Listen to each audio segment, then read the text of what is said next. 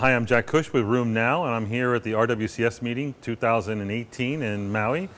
This morning I was part of an interesting session wherein Dr. Artie Cavanaugh and I discussed some of the highlights in last year in rheumatoid arthritis. I'll review a few of those from today's presentation. First is the RAM study. That stands for the Rheumatoid Arthritis Medication Study. This is a UK study of 545 patients who were prospectively enrolled because they had early arthritis of less than 2 years duration. And it basically looked at the drugs that were used and the influence of prognostic factors on outcomes. As you know, many of us actually look at prognostic factors like SED rate, CRP, seropositivity, age, the presence of erosions, etc., as factors that may influence the therapies that we use. Maybe we need to be more aggressive in such patients because those people have a poorer prognosis. Well, in this particular study, they looked at the patients with poor prognostic factors. They called them the PP plus group, which actually was only about 14.5% of the overall population, and compared it to those without the poor prognostic factors group. And while they were perfectly balanced in all respects, as you would imagine, the poor prognostic factor group had more erosions and more seropositivity. But when it came to outcomes after a year of therapy, and the therapies are about the same in both groups, there really was no difference at 1 year with regard to the HAQ score changes and or the changes in disease activity score, suggesting that poor prognostic factors generally do not make that much of a difference when it comes to down the road outcomes. Now, it may just be that this is only 1 year and we would need 4 years or 5 years to actually see some of the changes between those with and without poor prognostic factors. But it sort of is a detraction from what our current practice is, which is to look at these factors and help that to shape some of our therapy.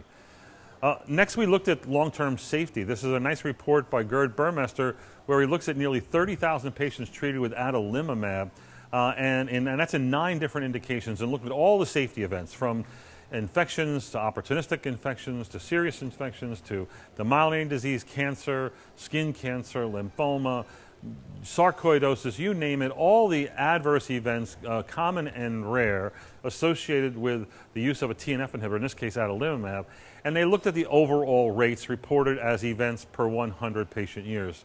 What you need to know from this pretty large study with a lot of numbers is really just 2 things: that the serious infection rate across the board with 9 different indications, from uveitis to psoriatic arthritis and rheumatoid arthritis, was that the SIE rate for RA was 4.6 per 100 patient years, and as high as 6.8 for Crohn's disease and 1.8 for some other disease in the group. And all these rates were generally low and stable over time. And then by comparison, everything else, opportunistic infections, TB, sarcoid, lymphoma, etc., all those were basically 1 in 1,000 risk. So that's a big story. That actually tells you, when you're talking to patients, you should tell them everything that they're very worried about, that they may read about, really only has a 1 in 1,000 risk across the board in the case of this drug, adalimumab. As you know, the new shingles vaccine was released in September of this year. This is a GSK vaccine called the Shingrix. It actually is a subunit adjuvant vaccine against herpes zoster. And this drug clearly has advantages to the existing vaccine. Compared to the existing vaccine, Zostavax, Shingrix is an inactive virus, Zostavax a live virus. Shingrix actually has better efficacy data where they get 90% protection against shingles events.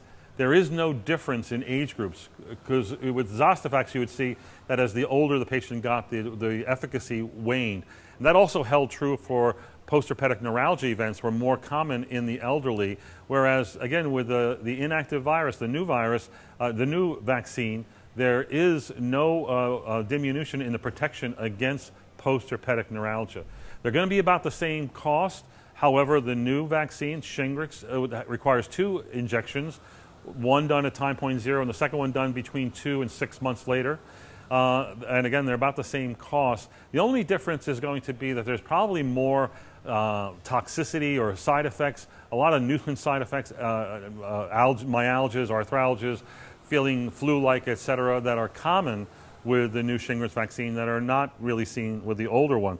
The problem is that both of these have not really been studied in our patients with rheumatoid arthritis or lupus or psoriatic arthritis on biologics.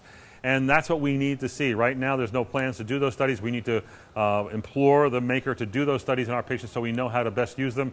We certainly have an experience with the rules that we have with the live virus vaccine to, hold the drug hold whatever biologic you're using for 4 weeks or so, and then vaccinate and wait at least 2 to 4 weeks before you restart. We don't need to do any of that with the new vaccine, but then again, we don't know how the new vaccine is going to be tolerated in immunosuppressed patients. So that'll be interesting to see how that's going to progress over time and how rheumatologists will adopt this into their practice. As you know, there were guidelines that came out last year, a lot of new guidelines, and there was an interesting report in JAMA about 8 different ACR guidelines over the last decade or so, and what the evidence was for each of them. In total, there were 8 guidelines, 403 recommendations that were looked at, and the sad, unfortunate part of the results that they reported was that almost 60% of these guidelines were based on grade C evidence, meaning expert opinion, and that only 23% were based on grade A evidence, that being double-blind randomized controlled trials. So given the importance these guidelines have in our daily practice, to have so many of them reliant upon grade C, and it actually would be higher if we looked at a few different diseases as opposed to all of them, it's a little bit disheartening, suggesting that maybe we need new ways of developing guidelines that aren't so dependent only on grade A evidence, meaning randomized controlled trials, which by the way are all pharma-sponsored and tend to serve the interest of the drug under study by the pharmaceutical sponsor. Real-world drugs like myositis treatment with azathioprine or combinations of different conventional DMARDs in rheumatoid arthritis, those the kind of trials that would tell us about their efficacy and safety really aren't done because there's no funding to do them. So we have to rely on real world. So anyway, there's a detriment to and a limitation to the current use of guidelines by the ACR. And lastly, there's an interesting report that appeared, I think, in New England Journal and in Lancet at the same time, called the CANTOS study. That's C-A-N-T-O-S. It is a study that's not done in arthritis patients, but it's done in patients with cardiovascular risk. So these are patients who previously had a cardiovascular event, who have a high number of risk factors, who have an elevated CRP, and they put them on either placebo or one of 3 different doses of canakinumab, the IL-1 inhibitor canakinumab. And what they showed was that the 2 highest doses actually showed protection against cardiovascular events. So the placebo group had a rate of 4.5 cardiovascular events per 100 patient years, and it was decreased to 3.9 if you were on the IL-1 inhibitor canakinumab. Also in this trial, what they showed was that patients who were on canakinumab had a lower rate of cancer, especially lung cancer, leading the manufacturers of this to study canakinumab in patients with lung cancer going forward as adjunctive therapy. This is one of 3 trials that are out there that are looking at the use of anti-inflammatory therapy in heart failure and high-risk cardiovascular patients to see if control of inflammation may yield better cardiovascular outcomes in those at high risk. Anyway, that's it from RheumNow. Great meeting. Tune in for more videos on RheumNow and at rwcs.com.